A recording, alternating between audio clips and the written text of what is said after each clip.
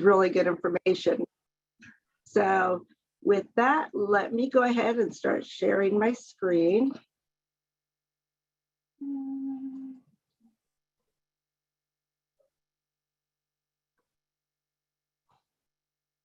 All right, can you see my screen okay, Faith? It looks great. All right. All right, well, thank you guys for all joining us this morning. I am happy to be here.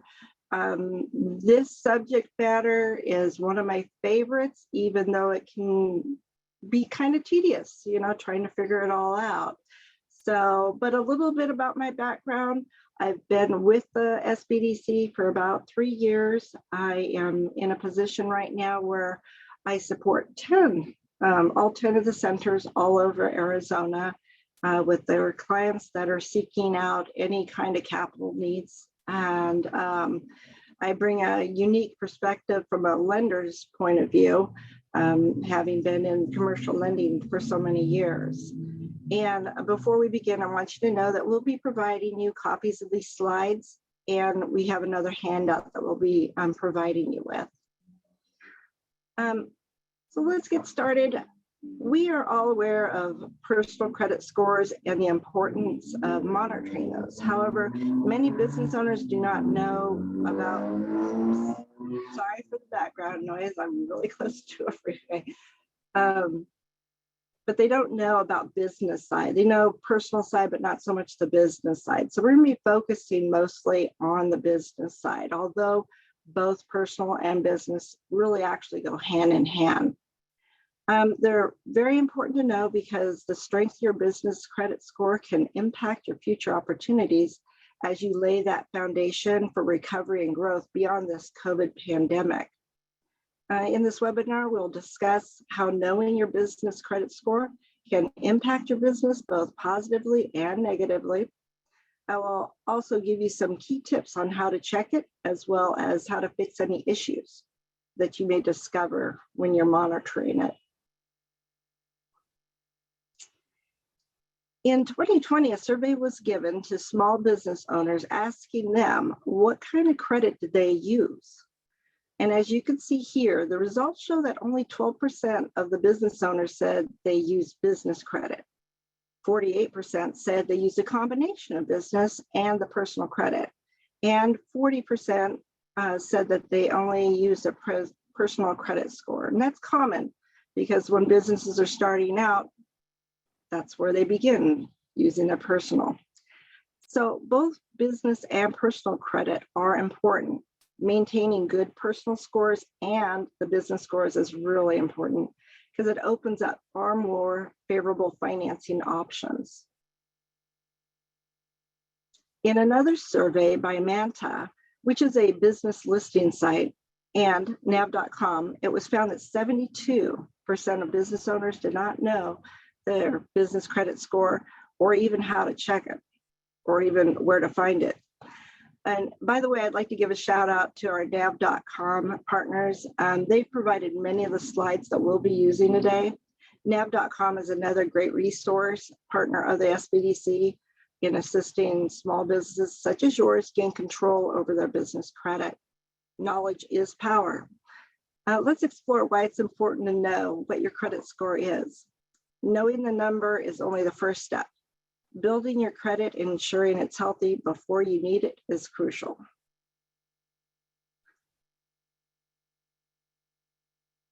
Let's see, there are 3 main areas to consider. First is insurance and bonding. If your business needs insurance, some insurance companies will check your business credit.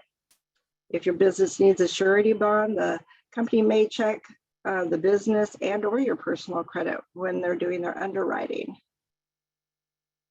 Secondly, there's government contracts. If you're going to seek out government contracts, you'll definitely need a DUNS number from DNB, Dun and Bradstreet, and we'll talk more about that later. Government contracts often require business credit checks as well as many big firms, and they want to see how you are doing business with others. The third is financing. For vendor-supplier relationships where you apply for payment terms, those relationships often check business credit. SBA loans also often check business credit. In fact, I can't think of a time when they don't, but conventional loans will check business credit, and sometimes they do it in the underwriting phase. Sometimes they do it as a regular review of outstanding loans after you're already a client of theirs with loans. So if you're planning on financing equipment from a company, selling it, they may perform a credit check. It's all about the risk factor. The common question these three credit examples ask is, are they going to pay back the debt? Because it's always about risk. It's not about if there's risk, it's how much risk. And that how much risk is determined often through your credit, personal and business. Good business credit isn't a guarantee you'll get financing, but it'll help provide you with more options. NAB did a survey a few years ago, and they found out that business owners who understood their business credit were 41% more likely to be approved for a loan. Why do you think that is? Because that means that they're monitoring it, they are measuring it, and they're making sure that what was on the report was accurate. That being said, what's the big deal between scores? Well, I'm glad you asked. The financial benefits between an okay score and an excellent one can add up to thousands of dollars in interest savings. For example, if you have a $100,000 loan for 60 months, for the okay credit, you may have an interest rate of 12. And I'm shooting a little low there because if it's just okay, the risk is higher. So the lenders charge more in interest just in case. So if it's 12% or more, but the excellent score may get an interest rate of, let's say, 5 for the same 60 months and the same $100,000. That's a savings of almost $20,000. That potentially represents another piece of equipment, buying more inventory, or even adding to staff. That can make a difference. That's why knowing your credit score is important. So now that I put a dollar figure on it, and you're thinking, I can hear the cogs turning in the background there. They're like, oh my gosh, I didn't realize it could be that much. I've heard clients tell me, oh, it's only a point or two different in interest rate. What's the big deal? Oh yeah, I can show you, amortize that payment out.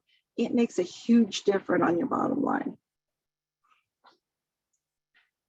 So now that I've hopefully shown you the financial impact, let's continue on and look at the different credit bureaus. These names may look familiar to you. These are the top three. The purpose behind them is to keep record of how you pay your bills. D&B has been around a long time, since the 1850s, I believe. Equifax offers both consumer and commercial credit, and Experian offers both as well. D&B is only commercial credit. And there's some additional credit data sources that you may come across in this sampling of a few, and there are way more than these, but just grabbing some of the most common ones. The Small Business Financial Exchange, also just the SBFE, is another entity to know about. It was created by major lenders who wanted to show how customers were paying their financial obligations, such as their lines of credits and loans. But the SBFE collects information only. They do not create credit reports, but rather they provide the data collected to other certified vendors such as D&B, Experian, and Equifax, which are authorized to produce those credit reports. Info Group is now called Data Axle. It provides powerful search engine results and sells those detailed reports. LexisNexis, they provide all sorts of data about businesses so that other businesses such as insurance companies or suppliers of commercial credit can weigh the risks. Credit Safe is something I'm learning a lot more about just frequently in just last few days. And I see it as an upcoming contender with DMV. They've operated internationally primarily, but they're actively marketing in the US right now. there are sources of alternative data that might be out there, and it's used by all sorts of entities. They're looking at your company. If it's out there on the web, it's being looked at closely. Even during the pandemic, when SBA was doing their EIDL loans and their PPP loans, they were actually going out into social media and looking for confirmation of companies. And I actually had clients come back saying, hey, they say that they can't find me on Facebook, or they can't find me on LinkedIn, or they can't, and they were really upset because they were getting declined because they couldn't confirm. And so social media has become a real place that people go to and check out the backgrounds, because let's face it, people let their guard down a lot on social media, and companies that want to do business with your company want to go see what you think, how you operate. More importantly, what kind of reviews are on you, and how well are you treating your clients? So be aware that this information is out there publicly about your company, and it can impact your ability to get financing. I'd like to show you, I know this is kind of small, I apologize. And like I said, you'll get copies of these slides afterwards. You'll be able to see it better then. But let's move on and talk about what's found in a typical business credit report. You'll see here that there are formatting similarities to a personal credit report if you've seen yours, as well as some of the information that they're tracking. You'll see common things from personal and business, like tax liens, judgments, collections. In this example of a NAB.com report, the main section includes this header information about the company, which is like the name, address, key personnel, the number of employees, the sales that year, and this may or may not be accurate. That's why monitoring is just critical. It'll also hold trade account information. And trade accounts are a list of accounts that the business has, and whether those accounts are paid on time and how much is outstanding on those accounts. It'll also show you public records, anything through the courts, such as the tax liens and judgments, bankruptcies, collection accounts, and it'll show us UCC filings. So it's important to watch it and see that everything is what it should be. Next, I'd like to discuss some of the differences between a personal credit bureau and a business one. With consumer or personal credit, we have very strong laws in place that protect our privacy and the accuracy of the consumer information. They give you the right to dispute it. They give you the right to see a free credit report every year, and they limit how long negative information can stay on a credit report, etc. The business credit bureaus, though, they are not covered under the Fair Credit Reporting Act. There are no federal or state laws that regulate business credit bureaus. So we have to really separate in our minds the difference between that personal and that business piece. And that's not saying that you can't dispute business or anything. We're going to talk more about on how to do that. But you're just not as protected as you are personally. And with most people, if you check your consumer credit report from the three major consumer credit bureaus, which is Experian, Equifax, and TransUnion, chances are they're going to be pretty similar. Sometimes you'll see something that might pop on one, but not on the other, but it's not a very common occurrence. However, on the business credit, it is not unusual at all to see very different credit data, very different scores. They can vary all over the board because not all businesses report your credit to the bureau. You might have some credit out there and you're thinking you're gaining business credit, but that entity may not be even reporting it. They're not required to report it. So a good conversation to have with your lenders is that, do you report the credit? How often do you report it? They may report it monthly, they may report it quarterly. It's good to know, just so that you can have a good handle on building up your credit. So let's explore these differences a little bit more.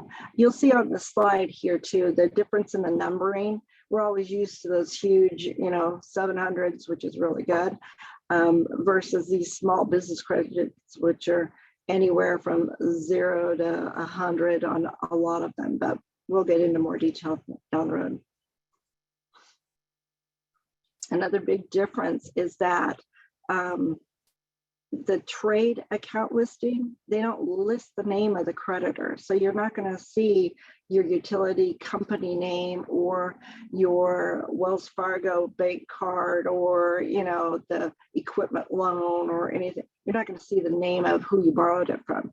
You're going to see a generalization with by the type of active accounts. So utility, communications, material handler, all of those type of things, but not the names at all. They just categorize them by the type. And it makes it a little bit more challenging when you try to dispute something, because you have to dig through, a category instead of being able to just hone in on, oh, look here, this Visa card from Chase, I need to, dispute this one activity. So it's a little harder, but it can be done. Here, another difference is that for consumer credit, the debt usage or the utilization ratio is used. And consumer credit scores will compare your balance to a credit limit. The closer you get to your credit limit, the more it can impact your credit score negatively if you become maxed out on a credit card. But on the business credit scores, they omit the credit limits, but instead will show you the recent high credit that was used. So whatever the highest recent balance reported on the credit bureau, in this case, an example is 300, and the recent high credit that gives you the approximate credit utilization. So it depends on the credit bureau and how far back they'll go on a recent high credit.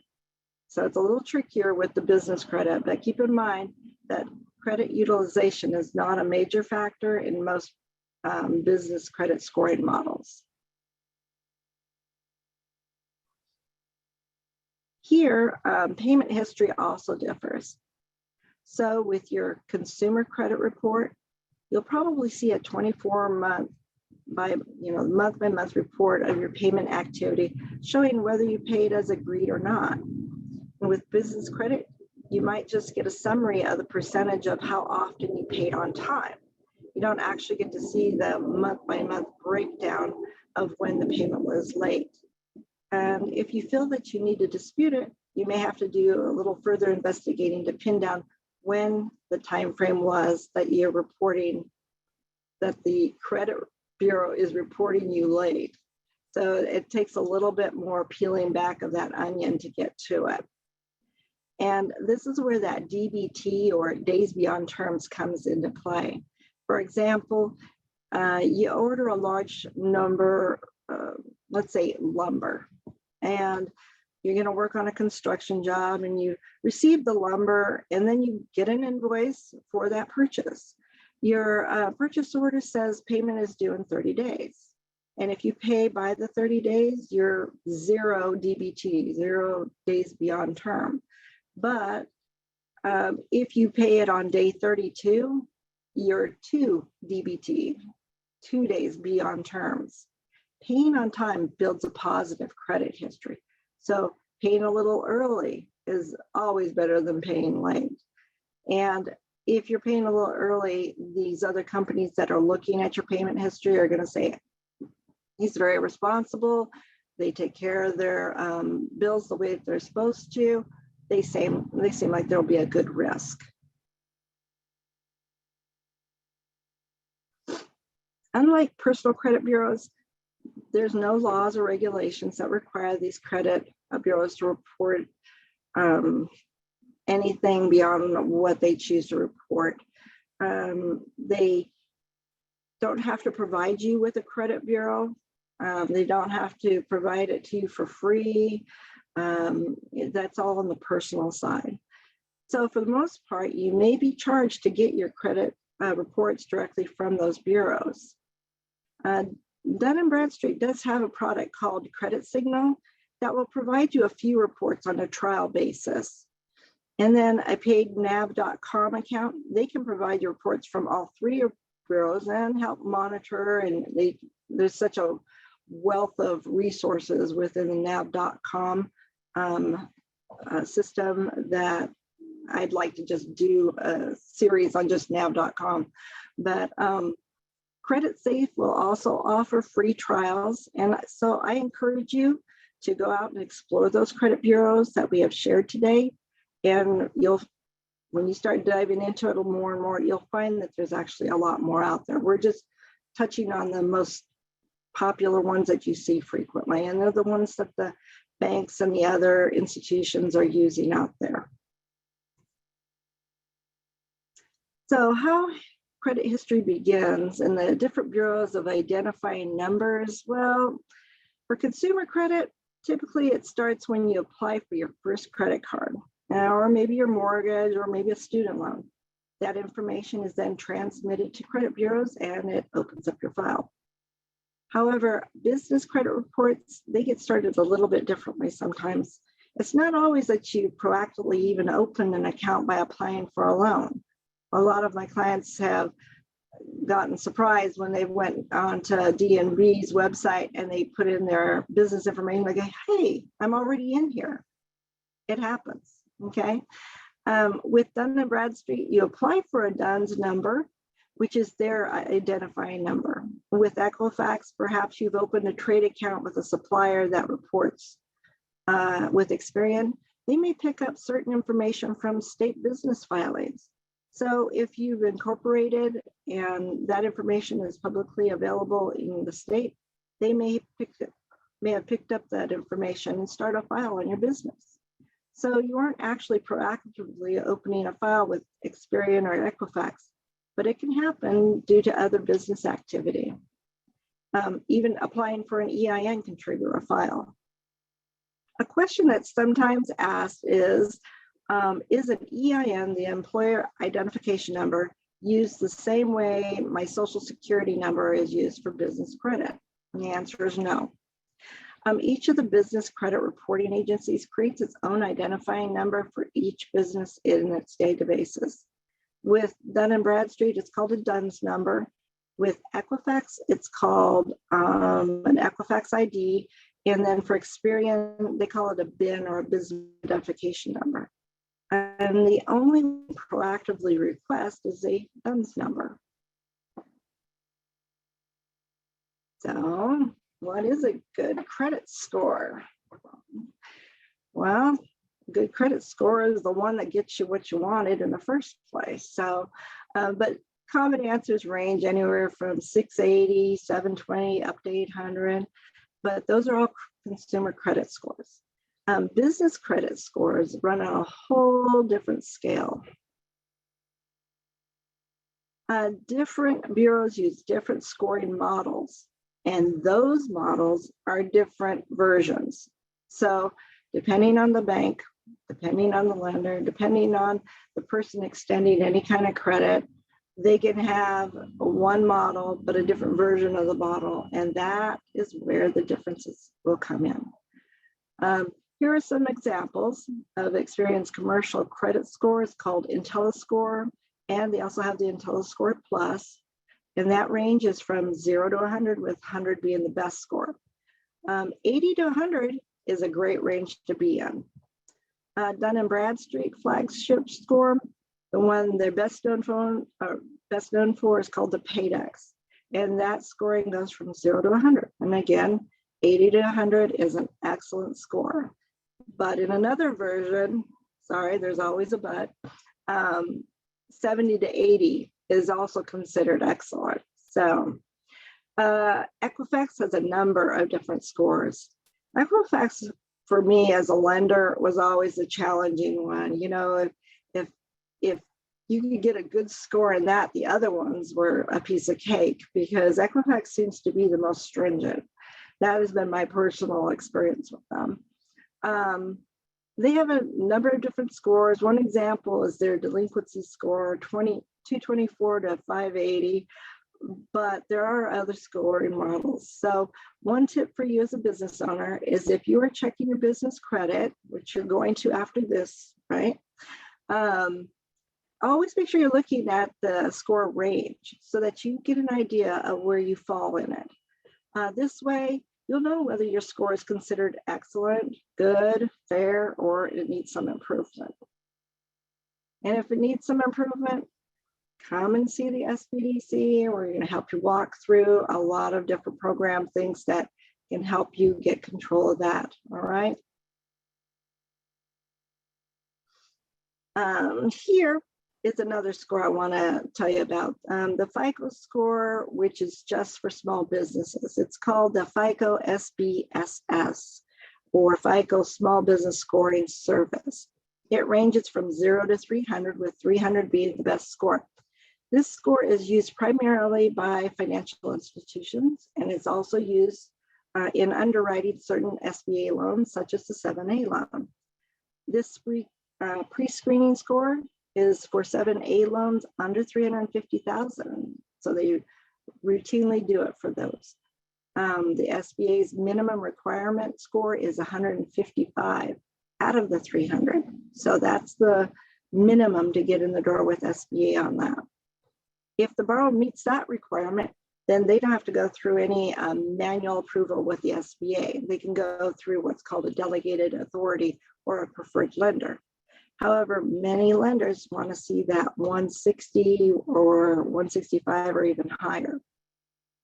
What's interesting about the FICO SBSS score is that it can take into account personal credit data of the owners. In fact, any owner with 20% or more ownership will be required to have a credit check under the SBA requirements. It can pull the business credit data of the business and can even add in their financial information. So it's a real blended score that is created for this particular model. Some business owners will have an excellent score just based on their excellent personal credit, but the best business practice is to have both excellent personal and business credit.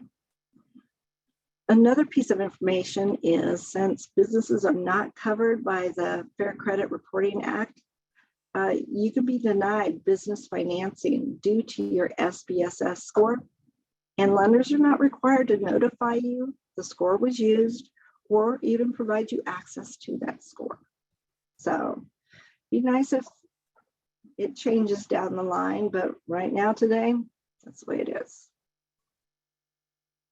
So we've covered a lot of information so far, and I hope I haven't lost you. I'll save some time at the end to answer questions, but let me remind you that you don't have to go through this process alone. The SBDC has advisors and resources to help you along the way at no cost. And I'll tell you more about how to connect with us in a little bit. Next, how do you build your credit? Let's go through some steps here. And again, remember, these are summarized in an e-guide that I will be sending out to you after this webinar.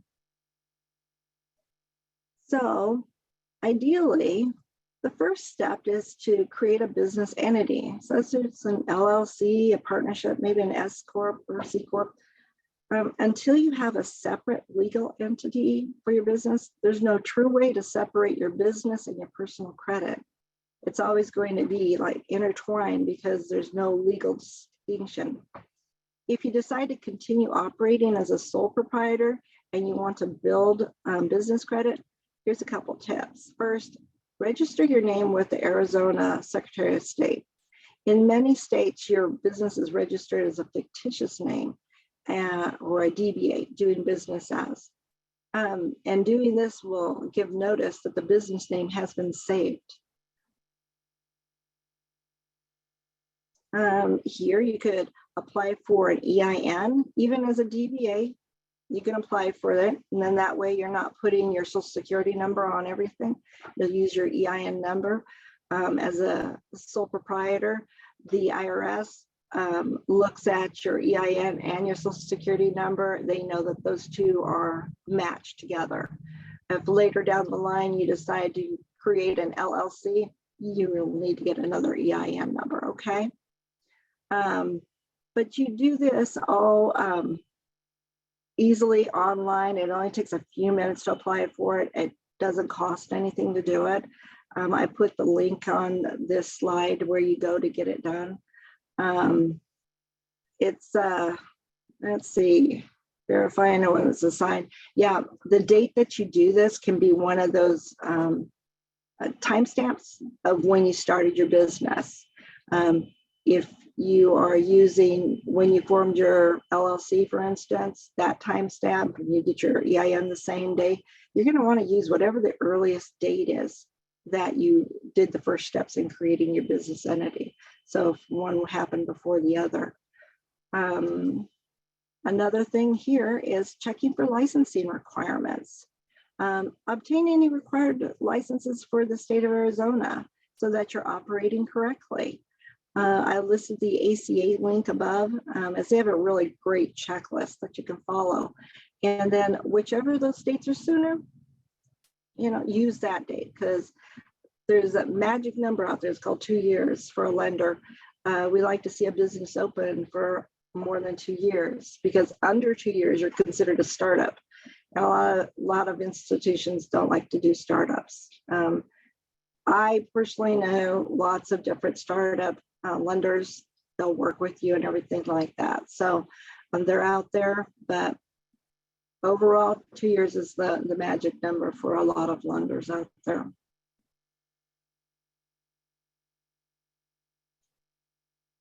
Also, continuing with your business entity setup, you're going to need to know what is your industry. On the slide here, we have two things. We have an SIC codes and we have the NAICS. All right, the SIC codes is what we abbreviate them to. Those were the original ones. They were just a few digits long, but then it evolved, and then the North American Industrial Classification System, or NAICS code, or the short name for it, expounded those industry descriptions. And if you get into the NAICS code website, you can see manufacturer, and then it breaks it down. I mean, it gets really detailed. Knowing which category your industry is critical. We want to be able to compare apples to apples. If you think you're in one industry, just throw it out there. It can actually mess up your lending opportunities. This is important because certain lenders will lend into certain industries while they won't lend into others. And if you're miscoded, you could mess that up for yourself. It also comes into play if you're looking for an SBA loan. Now, the SBA has certain size standards for certain industries. And all of these you can look up on the SBA.gov website to determine if you qualify to apply for an SBA loan based on the size of your business. Because SBA is small business, so everything is graduated all the way around that number. How large your company could be based on number of employees, could be based on your annual revenue. There's other little factors in there. So being in the correct code is really super important. Let's see, your business credit report may list both the SIC and the NAICS code, or it may just do one or the other. Make sure it's correct, and if it's not, you're gonna have to dispute it. Either one of these may be used to evaluate whether the industry that you're in is what the lender's planning to lend to. So if it doesn't necessarily mean that one is better than the other, but it should accurately identify your business so that you do get the offers from companies that are trying to offer financing to businesses that are like yours. Let me give you an example. A NAV customer manufactured real estate signs, the kind that the realtors put out in the front yards and all that. They were trying to sell a house and they were having trouble getting financing. And it turns out that their NAICS code identified them as a real estate business. not a sign manufacturer. So when they got it corrected, they were able to get different financing that wasn't available to them as a real estate business. So just a few numbers can make a difference. Step 2 is separating your business and your personal finances and setting up a bank account. Although it will not show up on your business credit report, it's almost like its own credit report. That's that check system. Your business bank account is really essential for many lenders. They'll require a business bank account and will require the bank statements at points in times. They'll analyze your statements, and by linking your bank account to all that other analyzed data, it's essential to maintain that separation and to not pierce that corporate veil. And you may have heard that term before, but that's why when you're setting up your business entity here and keeping your personal here, you're not intermingling your funds. You got to keep those two worlds completely apart. And that's for your own protection as well as your business's protection.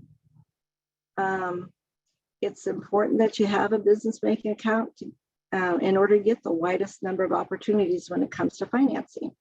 Many of the better options do require a business bank account because they're going to analyze the information. Step 3 is set up a real business. I know your business is already real, but we're talking about all the other steps so that everybody else, so it validates it for other businesses as well. Make sure that your business is set up to look legitimate. There are a number of different steps you should take. You'll need an address for your business, and it can be your home address if you want it to be, and if it makes sense for your business. But if you want to separate your business and the residential address, you may want to get a PO box. And the mailbox, etc., they look like a street address with a suite number type of a thing. It just looks different. So it makes it easier for people to keep those two things separate from personal and the business. Additionally, you'll need to get a phone number just for your business. You can use your cell phone for your business, but it's highly recommended that you use a service that will let it ring to your business number on that same cell phone. That way, for a few extra dollars a month, you can have your business phone number ringing on your cell, and it makes your business look more legitimate. Then you'll want to have a website and a professional email address. Even if it's a one-page website with your own domain name, that's very helpful to set up your business as a legitimate business. You take contact information and then get an email address with that domain name. Using the common generic email addresses like Hotmail or Gmail is really not ideal for your business. And if you need some help in setting up, the SPD recently launched a program called ARROW. ARROW stands for Advancing Entrepreneurs Ready for Opportunities. And I placed the link to ARROW on this slide, and that way you can get more information. You could sign up as a seeker or even as a provider. There's no cost to be a seeker. And if you're a provider of website development, you can receive a stipend for successfully completing a project for a seeker. So more information to come on that. Requesting a DUNS number. This is so that you can check with DMV website to see if you already have one. The business may have a DUNS number. If it doesn't, go ahead and apply. It's free to apply, and it takes about 30 days to receive the DUNS number. If you want to expedite the process, you can pay to have your DUNS number in 5 days or less. And DMV, sometimes they fast track some of the DUNS applications for free if you're registering as part of a bid for a government grant or a contract. Maybe if you're working for PTAC, then you're putting all that information in. That'll get rushed because they know that you need it in a hurry.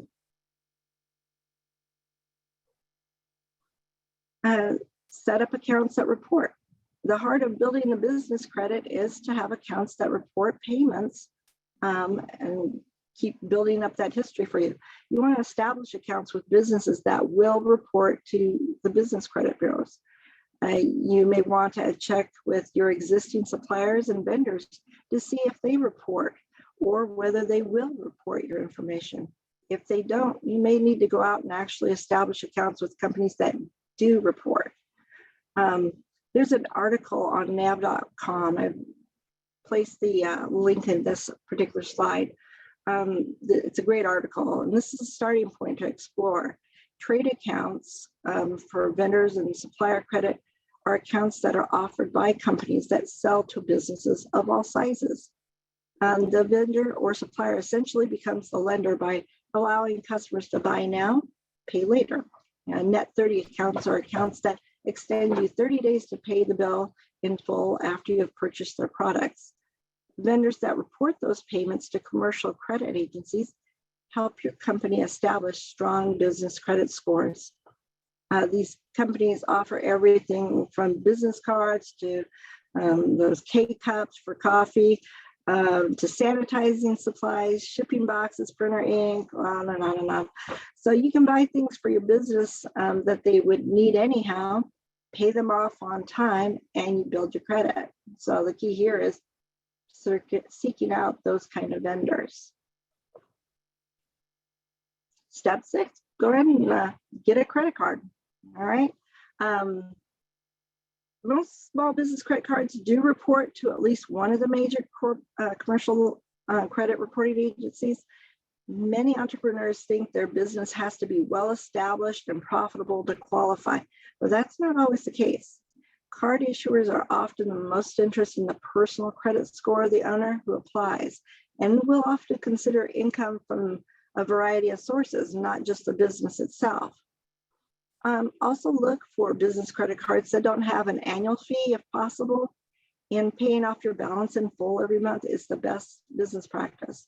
And I provided the link on this slide. It's a great article to read. This article lists some of the financial institutions and the credit bureaus that they report to.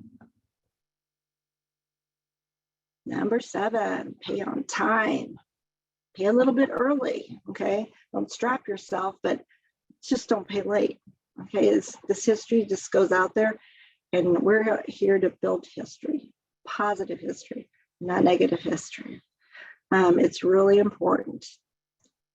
And always check your credit. All right, DBT, we're going to talk about it again on days beyond term. Business credit reports, when reporting that payment history, often use that DBT. And we mentioned it earlier when we were discussing the differences between personal and business credit reports. And so if you have an account with a vendor that's net 30 terms, it means it's due on day 30 after that invoice date. And if you pay it on day 32, you're to DBT. We've already went over this, but I am going to reiterate it because paying on time is key. If you have a net 60 term and you pay it on day 62, you're still to DBT. And lenders are going to look at that history. They're going to look at the pattern. Are you always a late pay, slow pay, those type of things. And it'll cause some concern sometimes. Now, don't get the wrong idea. Okay, so 11 DBT is the national average. I'm not encouraging you to go out there and, beat that. I am just letting you know what the national average is. The clients that do businesses with other clients, though, are looking for 0 DBT. According to Experian, at least a couple of years ago, this nationwide was 11. So if you miss a payment or two, it's not likely they're going to drop your credit score like a rock, the way it would with like personal credit. But if you get reported late on a credit card for the first time, for example, that's not so great. However, when you're building your business credit, it's essential to pay on time in order to establish solid payment history. If you tend to get so busy that you may forget, you're busy about your business and you might forget that bill was due. All right, it's probably a good idea to set up auto pay. That way you don't have to worry about it. It's taken care of and you won't miss anything. You won't delay any payment and you'll start building that credit up. Step 8, fix the mistakes. A Wall Street Journal study a few years back showed that business credit reports 25% of them contained errors or omissions that were serious enough to cause the business to not get the credit that they needed. And so you want to make sure that yours is correct. Most business owners aren't checking their business credit. So if there is a mistake, they have no idea that it's happening. And it's very easy for a business to get mixed up with another business, often with maybe a similar name and a similar geographic location. That information could inaccurately hurt the business ability to get that credit. So checking your credit and fixing the mistakes as quickly as possible is very important. Remember that there's no laws that govern the business credit report disputes. So each bureau handles it differently, and you'll have to go by their procedures in order to dispute that information that you believe is wrong.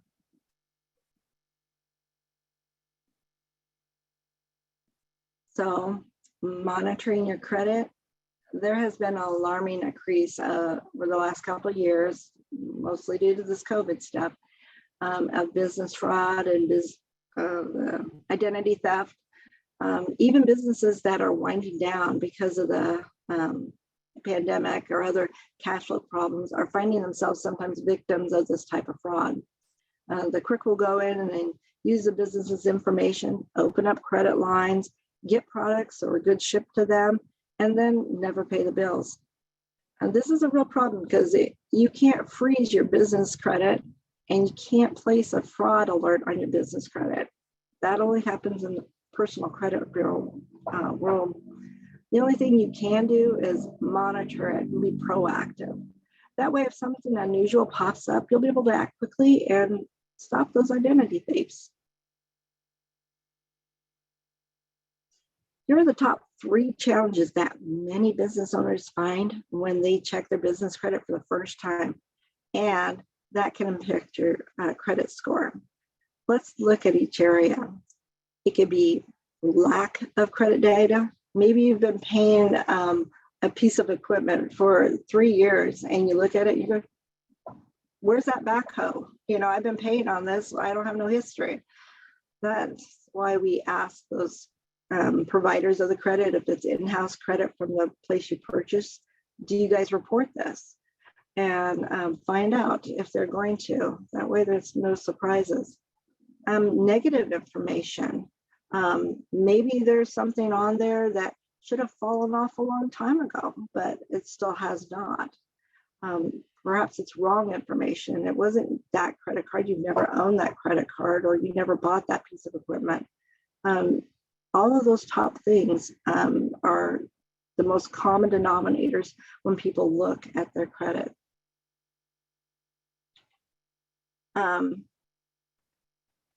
It's very common for a business, even if it's been in business for years, a decade or more, to have no business credit because they aren't doing business with companies that report. And so they're going to have what a banker calls a thin file.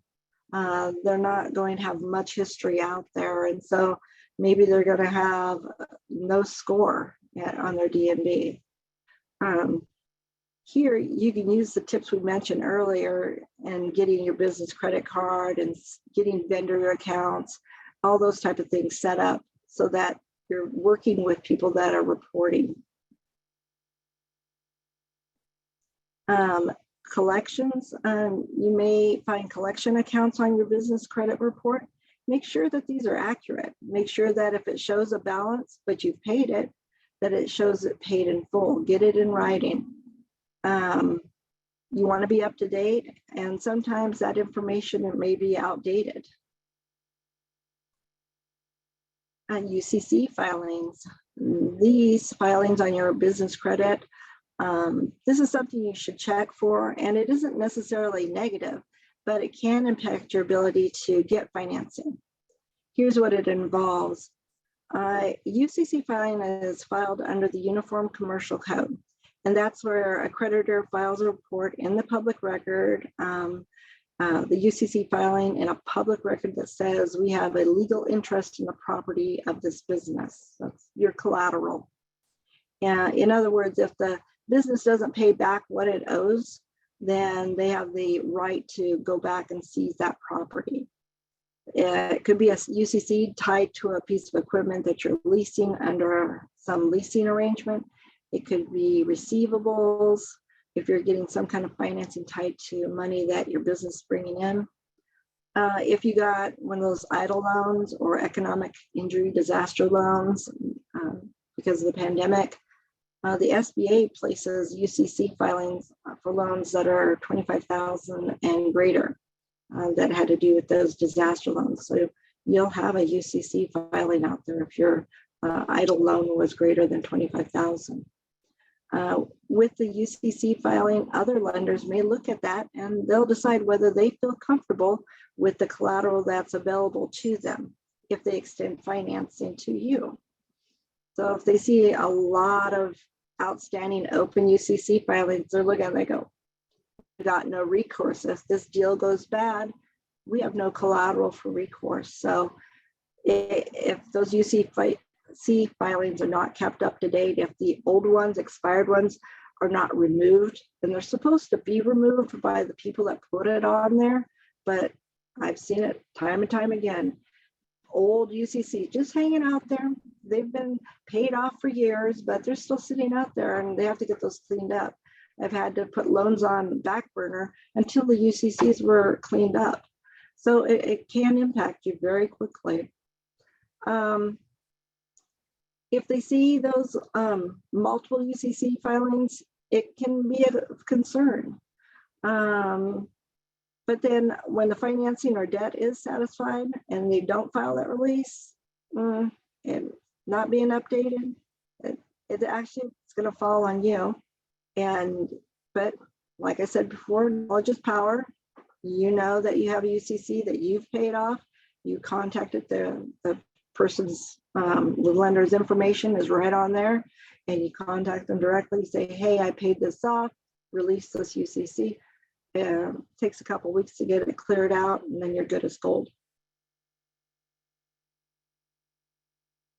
Bankruptcies may also appear in your business credit bureaus, and interestingly, some business credit reports will pick them up, but some won't.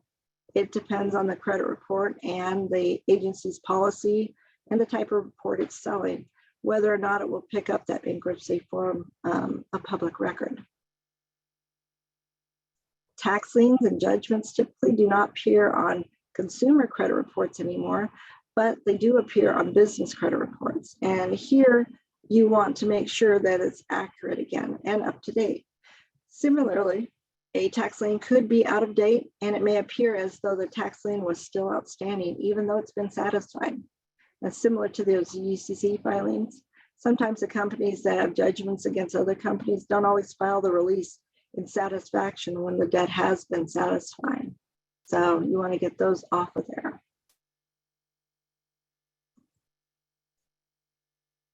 So how long does negative info report? Well, on consumer reports, it's typically 7 years, sometimes up to 10 for certain types of bankruptcies.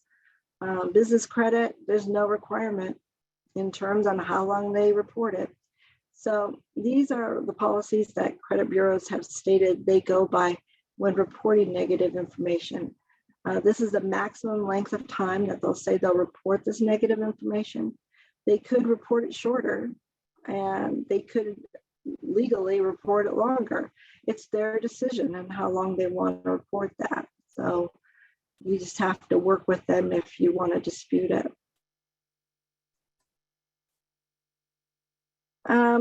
Equifax, you can see here, bankruptcies 10 or 7 years, lien 7 years, collections, they don't report that. Another factor that can impact your credit score is your time in business. There's two things that the score may look at here. One is the time in business, and that's when the business was started. So remember, we talked about the importance of having an official start date for that business because time in business is important for many lenders and it can impact your credit score.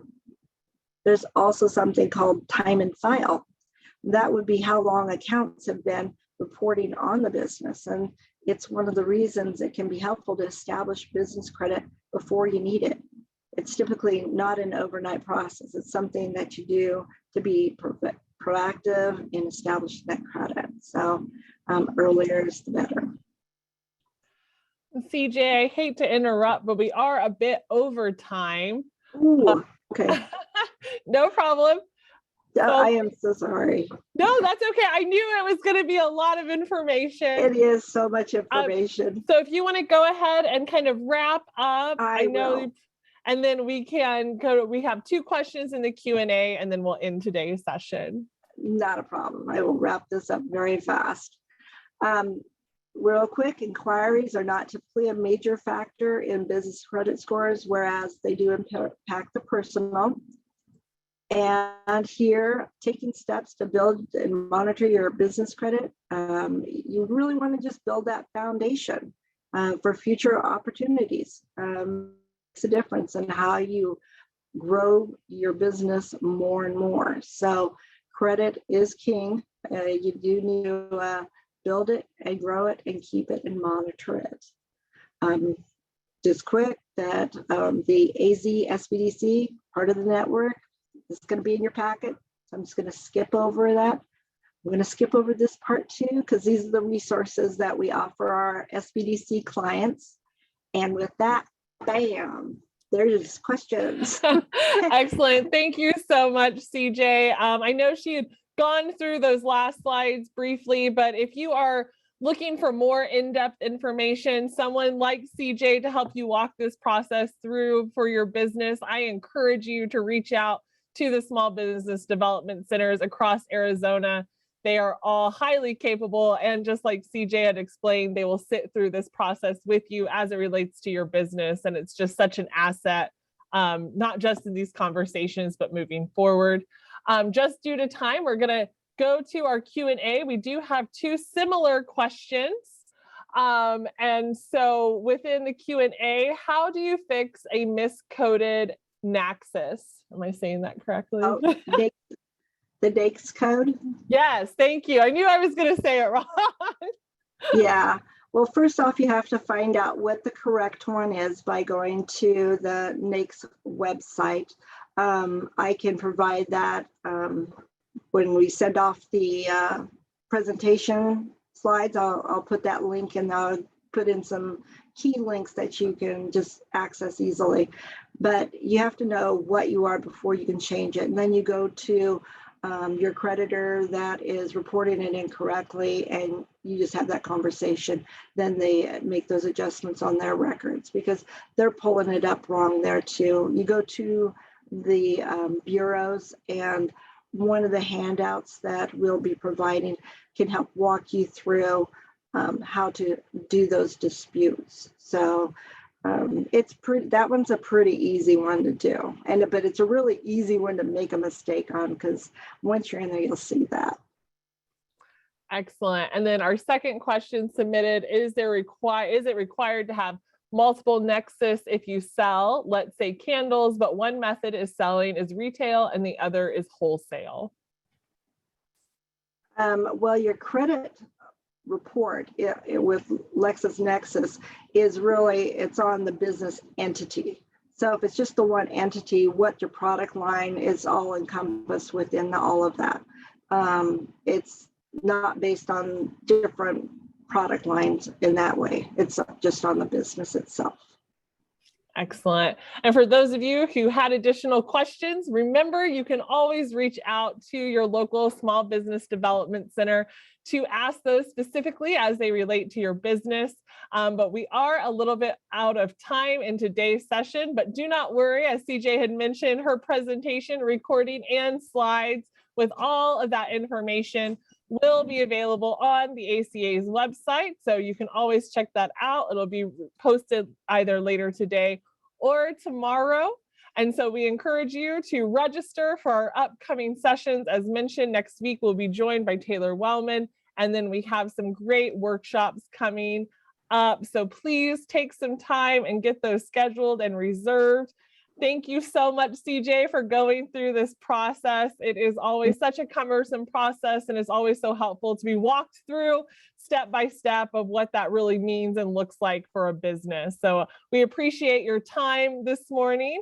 And I hope you all have a great rest of your day. We will see you here next Tuesday at 9 for our next boot camp. Thank you all for joining us.